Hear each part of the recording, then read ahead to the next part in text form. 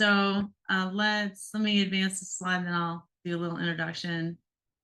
All right. So thank you for joining us for our data-driven community event. We do these once a month, usually on the second Wednesday of the month, and then we have some tips and tricks that we normally share. It's usually myself and one of my favorite colleagues, Lauren Crisaldi, who is tied up right now. So that's why it's just me. So there you go. But in any case, I'm the training engagement lead for Zeo Matrix. And to be fair, I've been doing training for around the idea of data analytics, data science for at least the last decade of my career, walking alongside of people who've been trying to get to market. And Tableau has figured largely into that because it's in the suite of tools we have to use as analysts. It's some sort of spreadsheet, some sort of database, and then, a finishing touch. And often the finishing touch of choice is Tableau if you get to choose, right? So I also am a part-time instructor, adjunct professor at University of San Francisco. I have really enjoyed that, seeing because I mostly have walked alongside of adults that were pivoting or lifting the lid on what they could do with their careers. And so that's been a real honor to get to be part of people's lives like that. But then the last 3 years have worked with folks that are either retooling with a new degree or, just coming up through the academic ranks. And so it's given me just a little bit broader scope on what people are doing, how they're getting to market, what they're equipped with and what they're not equipped with. And so I also have had a up close and personal encounter with the impact of COVID from a different point of view here. So in any case, the goal of today is to talk about how do you make the most of the space we have with dashboards? And let me see what other slides we've got here. Okay, so we obviously are in a webinar. Although it's a regular Zoom room, we have the ability to share and show if we want to. I definitely try always to keep the chat log open so that as we go through things, if you've got questions, be happy to take them on as we go. Really prefer it to be more interactive than just a one-way presentation, but whatever fits into today's schedule will be fine. There will be a recording of the webinar released later on the Zeo Matrix website, and then I think that's about it. I also have a workbook I prepared to talk through today that I've already posted on my Tableau public profile. And I also left it available to be downloaded. So if you find some techniques that you think might help you, you probably can mimic it out of there. I've done my best to also try to leave notes behind in that one, especially the more complex one. I went ahead and put some instructions on how to mimic and recreate it. Then also be just fine if you guys if you do need to do it and you get stuck, just reach out, okay? Because I'd be happy to help you out. All right. So normally this is me and Lauren Cristaldi. She's a remarkably talented analytics consultant, visual analyst. She's, there's some of us that approach data analytics from a logic side of the house. That would definitely be me. I started off as a database developer, took a tour through being a network systems engineer and managing some network systems engineers, and then did kind of a department, stepped into management in a way that I realized middle management is never going to be a satisfying role for me. So I love doing, and I love helping people that are doing. And so I really prefer the hands-on life. And then that was the result revealing for me. And then also back to Lauren, though, she's comes at it from the creative side of the house. So she's got that eye for things that look great together and can create some remarkably good things. She's got a beautiful Tableau public profile if you get a chance to look her up. But she's tied up with a client today, so she's not going to be joining us. All right, so maximizing your space using sets, parameters, and dynamic zone visibility. So set actions, parameter actions, and dynamic zone visibility and all the components that go with that are the main core things I prepared to talk to you guys about. I just want to give a quick shout out to WeCom Fiber Team. It was largely because of something that they requested that I do in December that I even had the materials ready to go for this. Devin, I see you. It's good to see you here, sir. So just we do ask for requests, and there's a survey that goes out on email from our president, Chris Monahan. And so we are purposing this spring to tick off things off of the list that have been requested. So please, when you get the survey from this session and there's a request of what would you like to see, please tell us, because that's what we'll do. Okay, so let me pause my screen and switch over to this workbook that I want to share and show with you guys, and we will dive in. All right, and again, I do have chat here, so if you've got questions or thoughts about it, please let me know. All right, and I'm going to do my best to keep an eye on who's coming into the room as well and all that. Okay. All right, so the key things, so the theme song repeatedly here is going to be how to make the most of the space we have, because there's such a conversation that has taken various levels of fury about chart junk and crowding. And, one of the biggest things I hear from people who are coming from other graph and chart environments, including Salesforce, is that there's just so much little tiny spaces that are being used to convey those insights. And it's difficult to have those ahas and just the clarity of being able to see the visual interactive query that was actually the part of Tableau's original intellectual property. Polaris is what the patent's around. And it's that interactive ability to see things and have those ahas that happen when we have the space and all to see things that aren't pre-built. All right.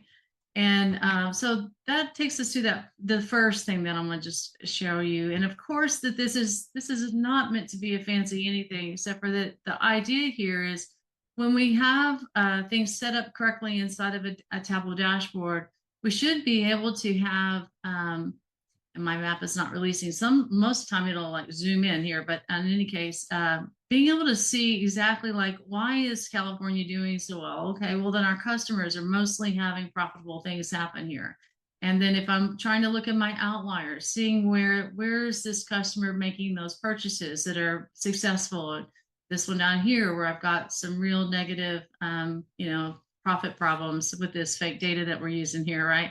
But to be able to do that sort of independent inquiry is largely dependent on being able to set the filters right and then having good success with what dashboard actions you put into place or don't put into place. So by default, we have the ability to, in this dashboard, in these elements, to just use as filter, right? So that would be the low-hanging fruit to come in here and make sure that all of our worksheets have the use as filter done.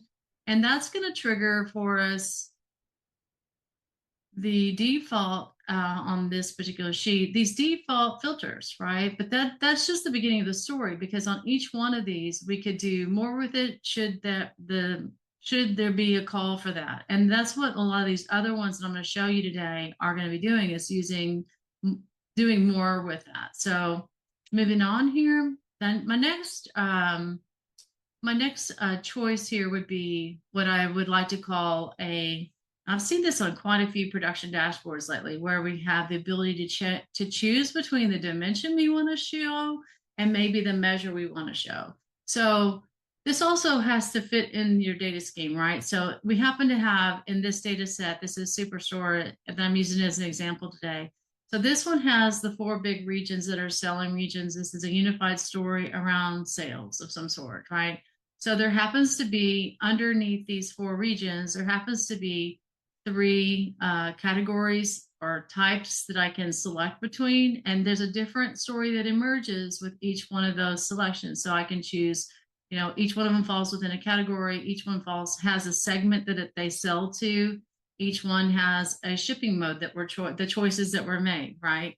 And then along with that, of the metrics that are collected, we have sales, and we have profits, we have quantities ordered, and we have total items. And so the data story that's possible for me to take a look at here, I can make some different choices and reuse this same space by what I'm doing and what I'm choosing, both on the dimension side, which is those Tableau, Tableau's big on dimension and measures, right? Categorical values, and then things that we are literally measured values. And so having a dashboard where you can anchor it on something that is a key component and makes sense, but then being able to switch out those segments. So I have one customer that just wrapped up a training round with where they had a frame across the top of their dashboard that's their main production dashboard, where they had several dimension layers that they were choosing from as filters, and then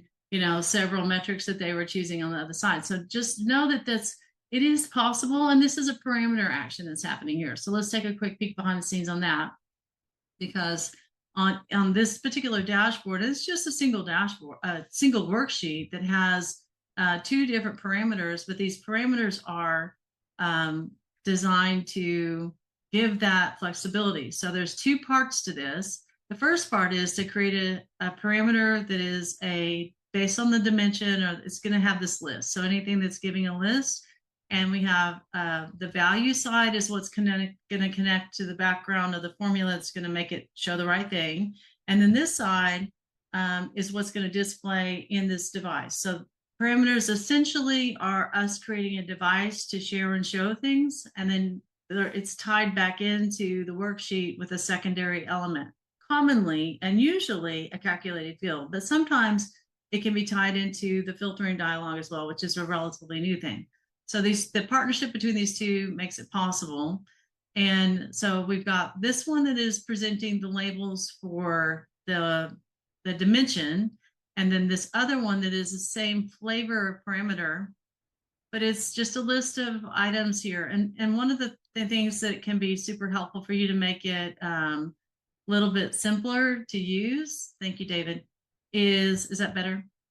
Is having the if you have field names that are cryptic or, jargon or acronyms or whatever, you can leave these over here so they feed into your formulas on the receiving side a little simpler, and go ahead and make your labels that you're sharing and showing to your user more human friendly, right? So that's always a challenge. Coming at this from a coding background, I'm very keenly aware of how that things that I will see inside of a coding environment are not necessarily going to be clear and easily digestible by my stakeholders. So, and knowing that whatever you put on this name right here, to go ahead and label it so it's an invitation for someone to jump in and be a part of this is going to save you some time in the long run. So this is the parameter device, but in and of itself, keep in mind, it only provides me what's on the screen here. It doesn't do the rest of the story. So the rest of the story is being able to have a calculated field that's going to be that switching. Okay. Yeah, the small box, the dialog box. Okay, great. Yeah, I see that. Okay, so let me look at so then we create the parameter. We have to tie it to the worksheet with something. In this case, the selected dimension is going to be this field right here.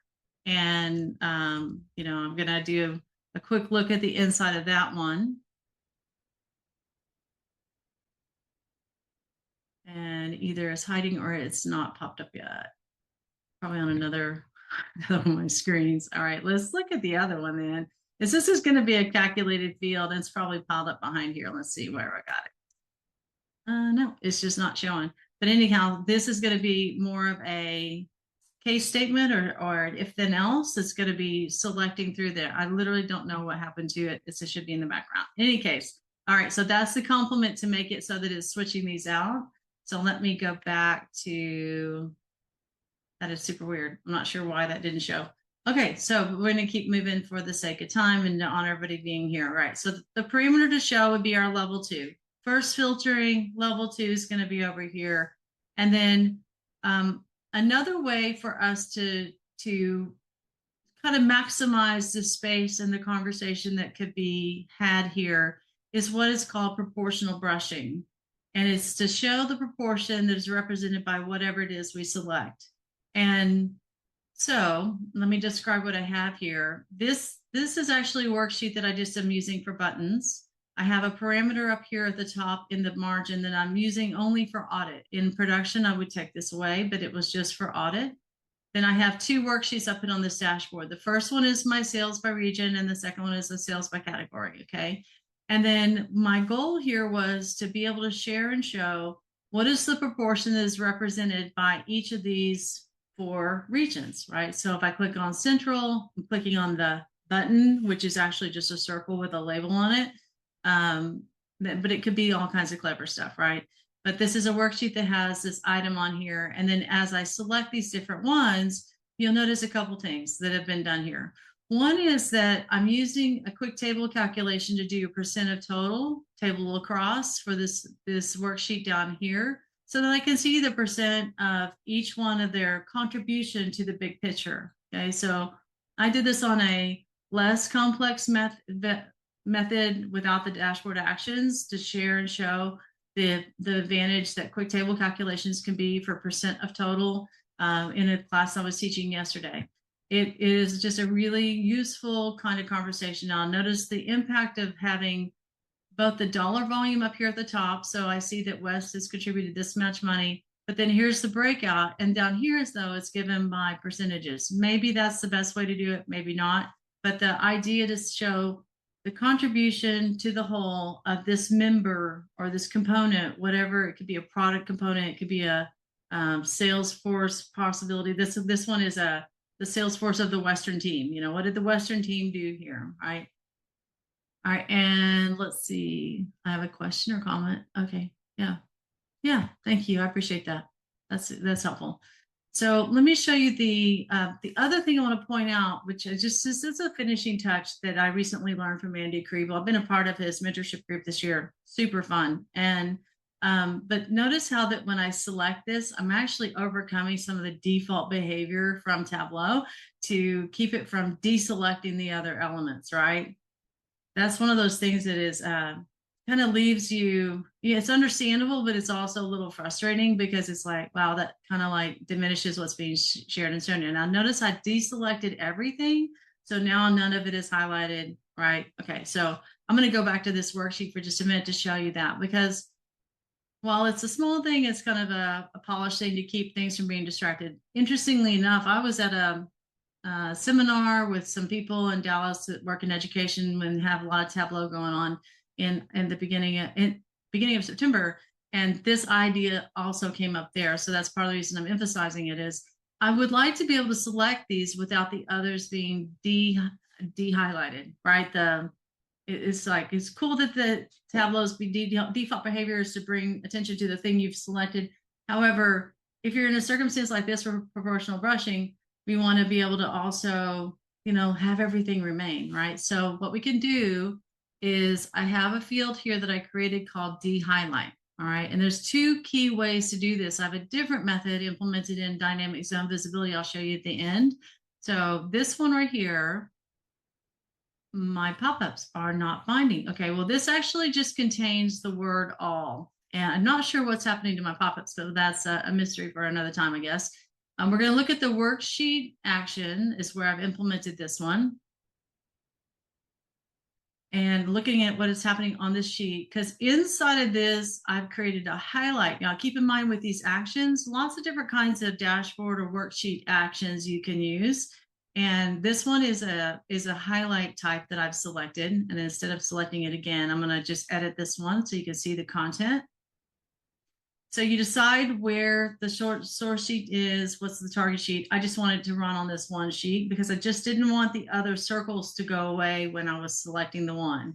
And I'm telling it on selected fields and then de-highlight. And in the content, if you could see it, there's the word all in quotation marks, because you know how when it selects, I don't know if you've ever used in a title or something where you get to see the outcome of a filter. When you don't have anything selected, it is saying all. So essentially what I'm doing here is I'm saying always have everything on. I'm overcoming the de-highlight by say everything is, we're going to stay in the state of all because of the way I constructed that little loop right there. All right. And then beyond that, we have the set action, which is, you know, on the main menu for today. And that is that I'm using these buttons off of this worksheet of region buttons, which are not buttons, they're circles, right? And then I'm changing the content of this region set, which initially I left empty. I'm having it assign the value to the set and then remove the value from the set when the selection is clearing based on a click, a select. Okay, so that's the mode of action that's making the proportional brushing working. And then I just have to have the that set being represented on these other worksheets. So you see I've got my color just in and out of region set right there. And then same thing for this last one here. I'm going to go to sheet here, and you can see I did also do the de-highlight thing here just for safety, but it's really the place that's most important is on that first worksheet. So in and out of the set, and then I've used my quick table calculation here to give my percent of total, which is really nice and, you know, not super, this is not the most simple thing I've ever done, but it's by no means the hardest because I'm just like moving things in and out of a set. You know, and then I'm having it reflect here until I'm confident that it's good to go. And then I would dismiss this but that's my audit trail in the beginning is when I'm testing these things out to make sure that my set content is upgrading. I don't know if you guys have ever heard this, but one of the key advantages of a set action versus a parameter action, sets can have more than one element. So like if I want to select both east and west, I should be able to do that here in my buttons, unless you know what, I think I put single select only on my worksheet action. So let's take a look at that. So on this sheet, and then update the set, and maybe not. Well, you should be able to put more than one item in a set action unless you've selected single select only, which is of course an option. And in any case, so am I just not doing this right on my selection? There we go. So now I have east and south selected, my two bars below, and then the tally of both selected in below. So, you know, I don't know what your use case might be. I'm just curious I've got my participants list up. If you've used proportional brushing before, can you give me add a reaction to your Zoom window? It'll show up on my list. Just curious if anybody's ever tried that before. Okay, John. Yeah, David. Cool. All right. Yeah, and Keelan. Awesome. Well, it seems like it's kind of a nice way to show the contribution of a portion, right? Okay. So my next method that I wanted to share and show is the idea of using navigation to give the appearance of switching in and out. And this actually is going to be dependent on a little bit of pre-planning and pre-thought on it, because what I literally have here is 3 different dashboards. But what I did was, because I was aiming at this from the beginning, I made sure that some of my framing was the same by just duplicating my base frame. And that gives more the appearance of it being the same territory, visual real estate, if you will, that we're using. So what I did here was I have definitely 3 different dashboards, and I have them switching using navigation buttons, which I've become a huge fan of because it's just a really very smooth way to provide the appearance of reusing space, a smooth user interface, like unto a menu with even tooltips on what it is it's going to do if you select it. The buttons can be symbols or they can be text. And so and just a quick thumbs up on the screen, if you've used buttons before for navigation on a dashboard, if you would give me a thumbs up. Would just be curious to know if anybody has done that before. Okay, couple, right? Cool. I feel like those are low-hanging fruit, team. So if you edit those buttons, you get a chance to choose for text or for image. And keep in mind that when you have Tableau Desktop on your system, it comes loaded with that shape file because for a different purpose, but you can pick things out of there. So there's 3 styles of arrows. You know how lots of times navigation, we're used to seeing arrows point us back or return, especially for returning to the main. So you can pick those images up out of there without having to ever download anything. But if you choose something off the internet, just a PNG or a JPEG easily loads in and works for an image that can be navigation for you. So I've seen a lot of clever things, honestly. I'm doing something here with my text fields where I'm just putting the word so that like unto a menu, you know, and then I'm putting a little bit of a light border to help it stand up off the black, make it the background match. And then little tooltip. Here's where you select the dashboard. It's going to give you a dashboard list of what you could add, could do the directions to. So navigation, super low hanging fruit on being able to give people choices of what to do. Now, one of the little item that I also included in this particular one was a show and hide. Be perfectly honest, I was not a fan of show and hide when it first was released until I had kind of a little bit different vision for what could be. Like this one is about the different regions, sales forces, right? Well, what if I wanted to have a breakout of that? Okay, so if I have my share and show, and this one is that, this is fake data and all that, but in any case, it's a breakout of who the people are behind that. And then I have a chance to have an icon for drawing attention in, and then also having kind of some sort of landmark item that shares and shows that, hey, there's more here. And then if you hover on it, there's also a tooltip option that I didn't complete. So you have a chance to do both. All right. So that's that's a little bit of an option here on what to do to reuse the space, make it low hanging fruit, not overly complex, just something that will help extend your reach and make it straightforward and easy for people to get relaxed into a framework. Over and over, I've heard from both the receivers and the authors of dashboarding, if you decide on a standardized frame that people can relax into and know that dependably, here's where I'm going to go for my filters, here's where I'm going to go for my menu, here's where, that will ease the consumption and engagement that you'll have luck with. Okay. All right. So the final one in my example dashboard here, and I'm sorry that the font is kind of small here, but I don't think I can expand this one right here in full screen mode. But in any case, this is one that's called dynamic zone visibility. And it is leveraging several layers of techniques, both Boolean fields, parameter actions, and several things. And then also within the layout tab is the key part where we get this one put together and assembled. And then I've used a different kind of overcoming Tableau's default behavior of selecting, deselecting, to make it so that I can choose my cute icons. And these are just images I pulled from various places, except for, out of the weather shapefile on Tableau, I like the sunshine.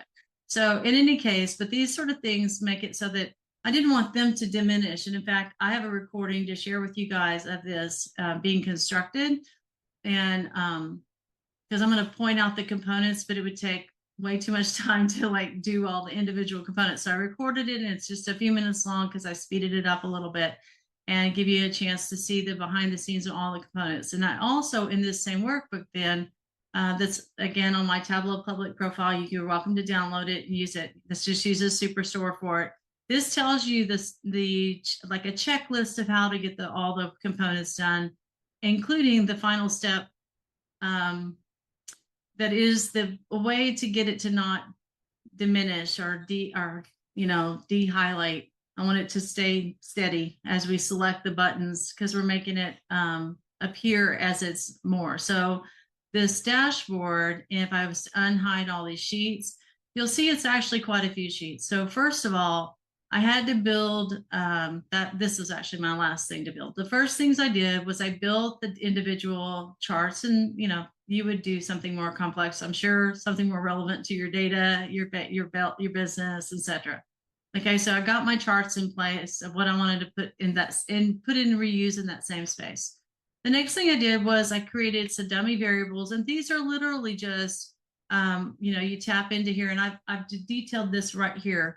So it's in each of these, I'm creating essentially a dummy variable so that I have a placeholder there on the line, and I'm putting // which is comment code, and then I'm putting the label of what I want that to be, and then putting on the next line inside of Tableau 0. And if you've not seen that before, I can just quickly do one more here. You double tap into the column shelf or the row shelf, you put a double, and then I'm going to put new item, and then I'm going to hit Control Enter to get to the next line, and I'm putting a 0. Now, as I do that, you're going to see that I have a new item here, right? I have my show header has now been turned back on. So this is how I got rid of these, was a I got rid of the show header part of this right there, and I can make it go away again. So that's where that little piece comes in. And then I would give this a title and give it a shape that would be assigned to it to get it to be new. Now, I also then took the rest of these, and brought them in over here into my data pane. So I stored them as data elements. Anything that you could do this even with quick table calculations. You know how it creates a pill and it's got the fancy calculation behind it. You can drag that into your data pane and use it then as a reusable asset without having to go through the dialogue. So if you have something like that, you really like it and enjoy. So this is just a way to make each of these here, and notice they've each got their own, they each have their own marks card. And so then I went into the shape files and made it independent assignments for each one of them, so that like this one has so like more shapes. And then I made a directory. We have a directory by default.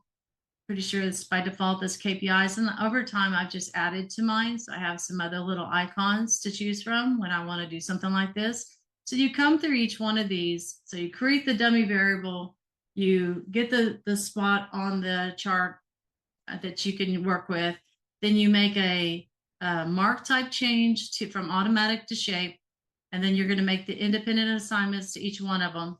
And then also I brought I did it from the top though. I brought measure names onto labels marks card, and that got each one of these to be here. And then as I recall, I also moved them out to the side. All right, because I wanted it to be to the right. This is optional. Most people that I've seen build this sort of thing do not put the labels out visible, but I thought it was helpful, especially since some of mine don't necessarily correlate it precisely. So in any case, whatever you can do to make it smooth user experience, right? So you have a lot of fun with this if you want to. Now, so that is my buttons. Then I have my, the next big step here is in how I loaded it into the dashboard. All right. And as I go to the layout tab, you'll see that I have hidden the parameter that is switching with any of this stuff. But in any case, with each one of these worksheets, I needed to create something that would say, show line, show bar, show whatever, right? And there's no magic in the labeling of that, but let's go back to a worksheet for just a minute where you can see that as well. You'll see that there's a Boolean statement in here for each one of those. And it's just the clarity of labeling is, for me, then on my, okay, this is a problem with the pop-ups. All right. So inside of it is a Boolean statement that just says, if the chart type parameter content equals line, right? So my label here has been mapped. If the chart type parameter selection, and it's this, here's the parameter over here. So you can see the list that's been inputted there. I also could show you inside of here. So let me open this up. That'll be more clear. All right. So I entered in the labels for each of these, and then I made sure I was consistent in the way that they were labeled inside those Boolean statements, which is just, you see it's a true false element over here. So inside of there, I just made sure that it said chart type parameter, referencing the parameter. So in purple, you guys know, being a teacher, I'm always emphasizing that, and then equal, and then line.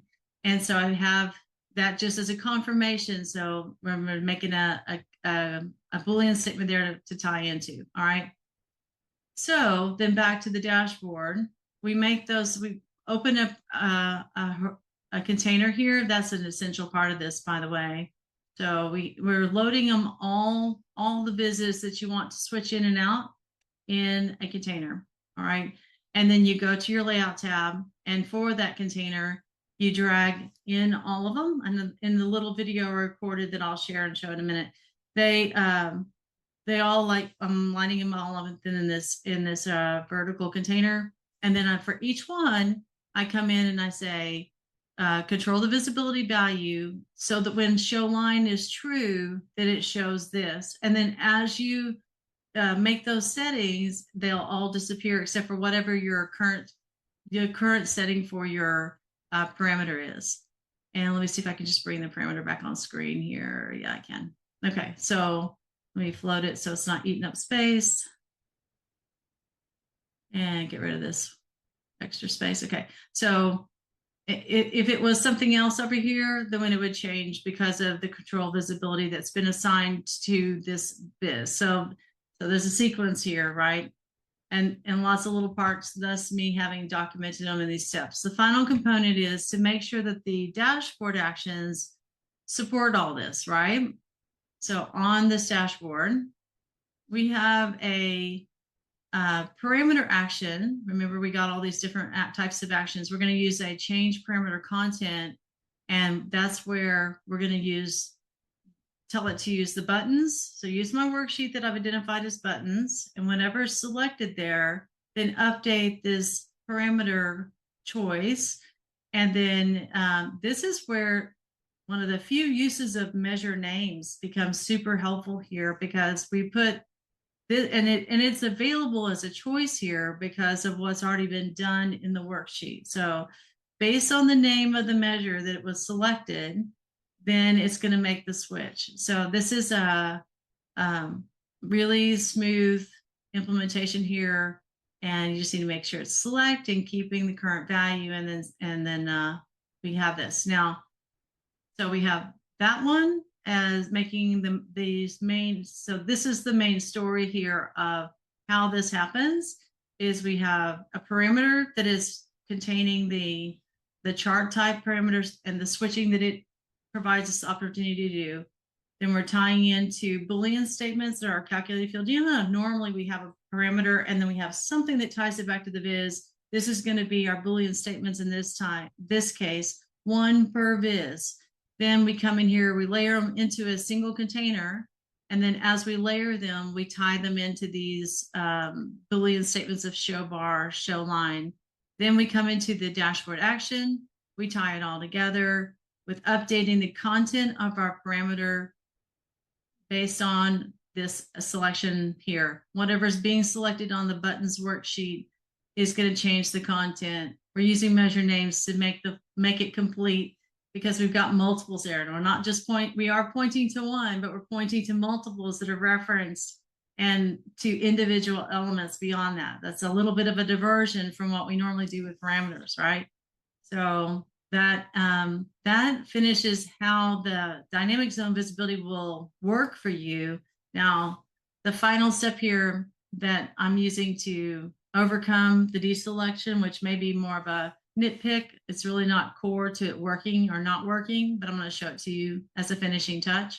And that is the fact that I've used a series of I've used a pairing of a true and a false to set up an impossible circumstance so that it will always show the values. All right. And I'll show you the elements here, which my T and F represent.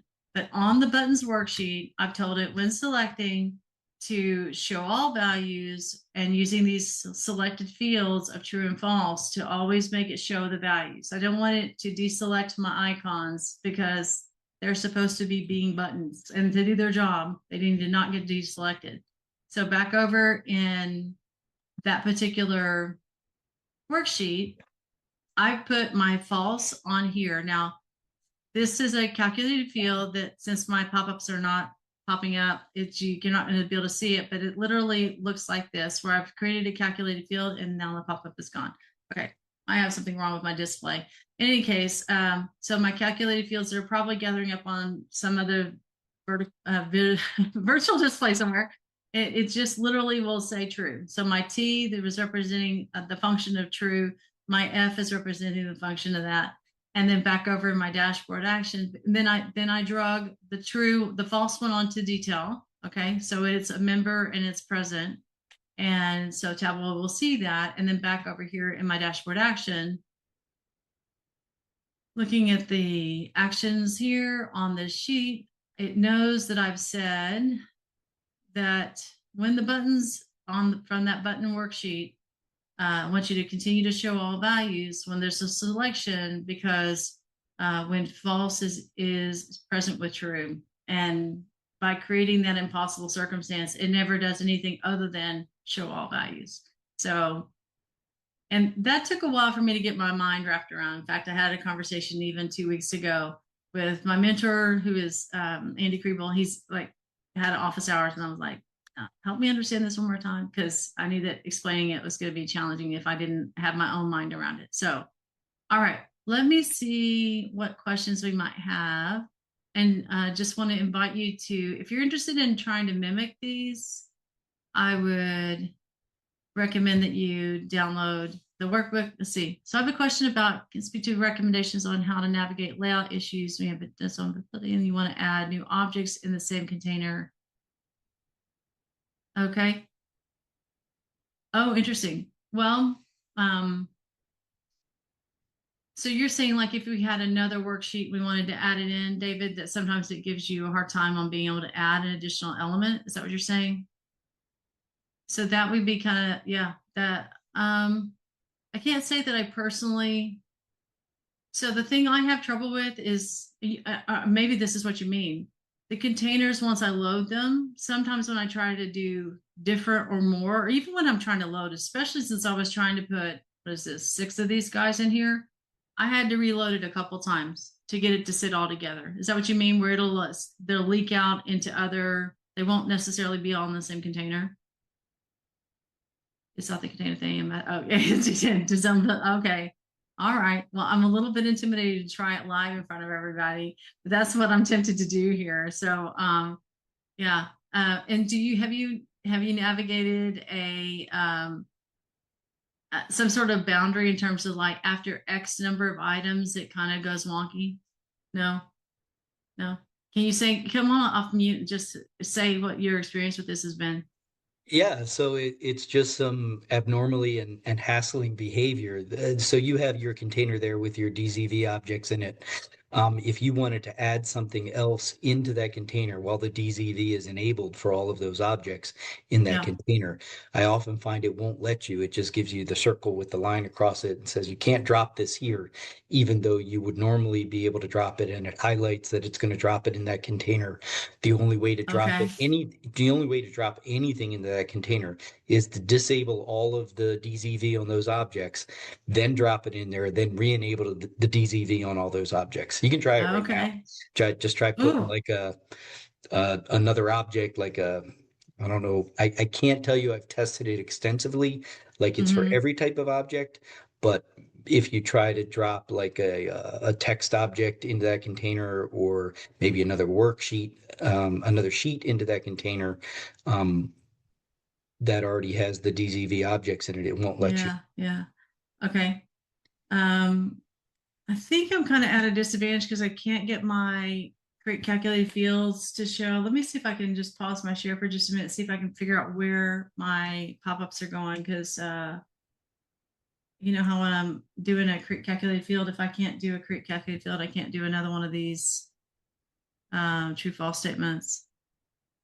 Yeah, but you don't have to just try to drag another object into that container on your Oh, I layout. see what you mean. Yeah, Okay, just grab any so other sheet that you have in your workbook that's not already in that dashboard, not in that one. and try to drop it in that container that contains your DZV objects. Okay. So what's my volunteer going to be? Let's undo Take one the of scatter these plot. Yeah. guys. Yeah, Anyway, that's a good call. Yeah, that's a good call. All right. So to this dashboard, let's bring in, yeah, this one would be easy enough. Okay. So the dashboard, the profit map. Okay. And now I'm going to need my true false thing to be able to do. no, you don't have to even set it up for DZV itself. It, I don't think what you just dropped is in the same container though, is it? As It your may not DZV be. Let's objects. see. Look at your layout item hierarchy Actually, it down there on the is. left. It actually is, though. Yeah, see, look, I just opened up the container.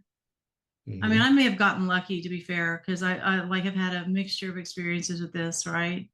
Yeah. And oh my goodness, I need to clean this up. Yeah, it took I'm it, gonna, but I think it's only because you're watching it and it yeah, was intimidated by you being here. I'll try Yeah. to narrow it down and connect with you offline and see if we can figure it out together. But Yeah, that's it's a good. real hassle. Okay. Well, that's really good. That's yeah. Lena is suggesting it's a sizing issue sometimes. Yeah, that's the Yeah, normal container. That's a normal containerization issue that people have with the sizing and not being able to drop it yeah, where they want to drop it. But this is specific right. about dynamic zone visibility. Yeah. Okay. Well, I actually just had once I got them all in a container. Um, I mean, it fought me to try to not get them all in the same container. That is very, very true. But that one I got lucky on, to be fair, because I was anticipating you to demo your the whatever you found there.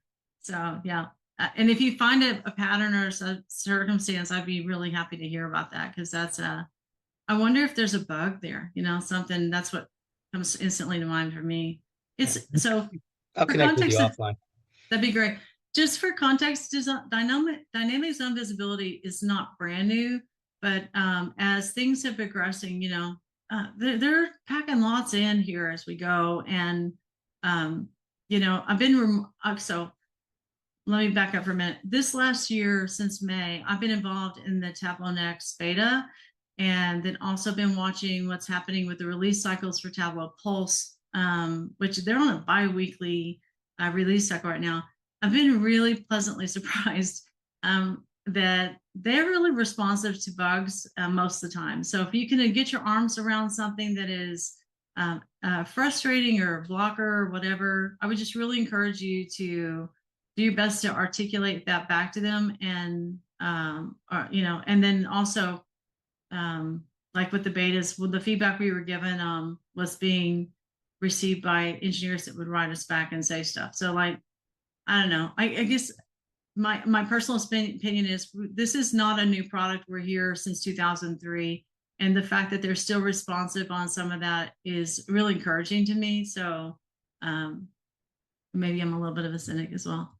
Can I offer another? Yes, please go ahead, David. Absolutely, sir. No, so the hack you showed, I'm sorry, the hack you showed about the labeling of pills using the comment hack where you put a comment in line, Yeah, move the yeah. calculation to the next line, and it Mm-hmm. renames the pill. Yeah. That was a great hack. In fact, I had presented it to my users group. I was all for it. I thought it was awesome until one Uh-huh. day I realized the limitation on it. It What is it the limitation? it actually creates a reference to the pill name that Uh-huh. then will show up when you're checking things like dependencies or you try to delete a calculation. It'll say you can't delete this calculation because this pill exists. And it doesn't Ah. exist because that name doesn't exist because it's not a real pill. So it Ah. actually causes a lot of problems in terms of maintainability of dashboards that Okay. probably aren't worth it. It's just better to Okay. So what did you do instead? create a truly named field, a field that's truly named that way, as opposed to Mm-hmm. using the inline comment hack. Sure, but I think that's why. So this was one of those Andy Kriebel things I learned this last fall, and I think that may be why he had to save them off to be actual pills in the data pane. Yeah, because he had us all like all of these I copied and pasted, and they're actually over here now. Because Mhm. that may be what he was not saying to us, but then trying to help us avoid. Because I don't disagree, and they had to be uniquely named as well. They couldn't be just overlaps to something else. Yeah, Right. Yeah, just yeah. create real pills with real names, rather than use that comment hack because it's going to bite you in Yeah, yeah, downstream. yeah. Yeah. So Yeah. I used that to get it started, but then I most certainly am pulling them over and saving them. I don't know that I knew about the caution that you're sharing which I totally appreciate. So, but I think that making it more of a real asset in the workbook, even though it's not part of the data source, So yeah, that's Definitely. good call out. Thank you. I appreciate Yeah, that. I actually have a video I recorded for my users group after I realized the problem to demonstrate the issue Okay. Yeah, and that's caution them as fair. to why not to do it anymore. So I actually have that recorded. Ah. I can share it with you Okay, sometime yeah, that'd be probably. great. Yeah, that'd be great. Yeah, so, and just to recap here, what we're talking about is double tap in here, the double slash of new item, and then control enter and a zero. Seems like there's a number of old school hacks, if you want to call them that, min, average, zero, those things where we're creating dummy variables to receive stuff that we're overcoming our wish list regarding Tableau development. So in any case, But if I was gonna, so what we're gonna say is, if we're really gonna do this, it needs to be a unique name here. And then this needs to get saved off into our data list so that it's not just a dummy variable sitting in this one worksheet. Is that fair, David? Would you say? Yeah, and now that I'm seeing what you've done there, it may not be the same hack that I'm thinking of. So Okay. the Okay. hack I'm thinking of is where you have a pill up there and you want to, let's say you just have a simple table, drag a couple fields over, new sheet, country, region. I'll show you the hack I'm talking about. You'll tell me whether it's the same. If you want to share your screen, I'm also cool with that. Do you have Oh, something you want okay. to share and show? Yeah, I can do that Let me make sure that I can. if you allow it. Yeah, I Yeah, can do let's that. see if it's allowed. We had to turn that off at one point because we had some.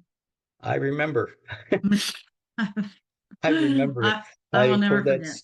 I have told that story so many times. Oh, yeah, no. Anyway, let's. Do you have? Can you share? Are you attempting? I'm gonna let me crank up Tableau desktop Okay, window. gotcha. I'll All share. right. Okay, and for any of you that joined in late, I just want to mention that this particular workbook is on my Tableau Public profile. Eventually, we'll have this recording on the Zeomatrix YouTube channel. And then I also recorded just a speedy version of just doing the dynamic zone visibility. There are 3 tabs in the back of the workbook that you can grab off of Tableau Public that have instructions and images about what you want to have set up. And then one way or the other, I'll get that link out there as well, so that we have some fast motion ways to check it out and build it.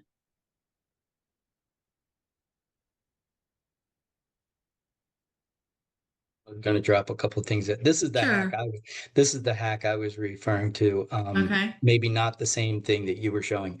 So the hack is if you have a field here, if Uh-huh. you want to change what it says up here at the top, category, Mm-hmm. right? The hack Mm. is to Mm-hmm. double click into here, do 2 slashes. If you can you all see my screen big enough? We can. Yeah, I'm seeing it. Okay. Yes. So I'm gonna, what did I just do? Never mind. Let me back up a second. Okay. I want to change what it says here at the top of this table. So I'm going to double click into the category field. I'm going to put 2 slashes and call it David category, right? And then I'm going to hit Uh-huh. Alt Enter. Yeah. Uh, Are you trying to rename what it says for category? yes. Ah, Yes. gotcha. Mm-hmm. So let me do that again, David. And I got to remember the, Somehow or another is complaining about your parentheses around the second one of category. Do you have it spelled? Category. it Yeah, it's doesn't spelled matter. It doesn't right. matter what the spelling is, Okay. but Okay. let Yeah. Yeah. me see here. Is it Shift Enter? Yeah, so now you can see in my pill, I have 2 lines. I have a Ah, comment line, and then I have the actual pill name. yes, I've you do. inserted the comment in line, and this is the hack. This will actually change what says category on that column to David category spelled incorrectly when I hit enter. See how it Okay. changes it? Oh, I see. Yes. Uh-huh. Okay. I've seen that before. Yeah. Yeah, Yeah. this hack looks great on the surface, but it Yeah. actually starts Mm-hmm. referencing a pill called David category, misspelled. Uh, And you'll see it in references. So if you're doing this with calculated fields, you go to delete a calculated field, it'll say you can't delete it because this field exists where it doesn't really exist. You've yeah. maybe gotten rid of it already. Right. It causes all Oh, kind gotcha. of circular problems with dependencies, Uh-huh. what's listed as a dependency, what's Yeah. keeping you from deleting a pill or deleting a calculation. Um, Okay. on the surface, the example I just showed you, no Mm-hmm. problem. As you Right. do this in more complex workbooks where you're maybe using um, the field here in a calculation or something like that, it actually Mm-hmm. gets confused.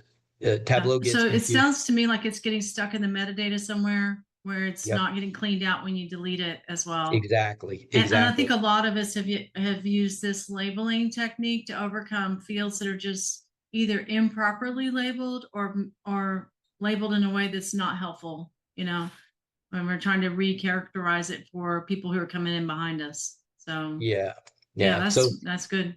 That's This good was to the know. caution. It's this particular hack that you don't want to do in Okay. my recommendation, even Okay. though it looks great on the surface, because Okay. otherwise, how do you rename this? You can't. You can't. You Yeah. have Yeah. to create a Yeah. new field over Yeah. here and use that Right. new field pill, Right. which is Right. actually now what I recommend. It seems Right. silly to create a new field, No, just I get a different understand. name, Right. but it's the Yeah. more solid way to do it. Right. Especially if you're working with a say published data source, it'll let you do edit and modify a copy, but it won't let you touch the original. Yeah, that's a place where you are stuck for sure. Yeah, Well, that's really helpful. Thank you for that. sure, no problem. All right, folks. And I just learned Keelan was kind enough to let me know that my thing up on Tableau Public is not downloadable. I will fix that because my intention was to put it up there and have it downloadable. And I just want to tell you, thank you guys for your time today, for hanging out with us. And David, thank you for jumping in and sharing and showing. Top notch, man.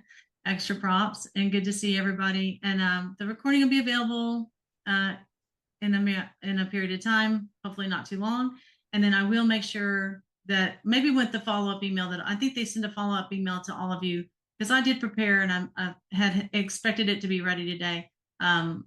A quick walkthrough where it speeds up and so it's short enough to not be too long for our appetites these days of how to do the dynamic zone visibility with all the little bells and whistles that I did. So, okay. Well, I hope to see you guys next month. Thank you so much. Appreciate y'all very much. Take care. Thank you, everyone. Thank you. Thank you.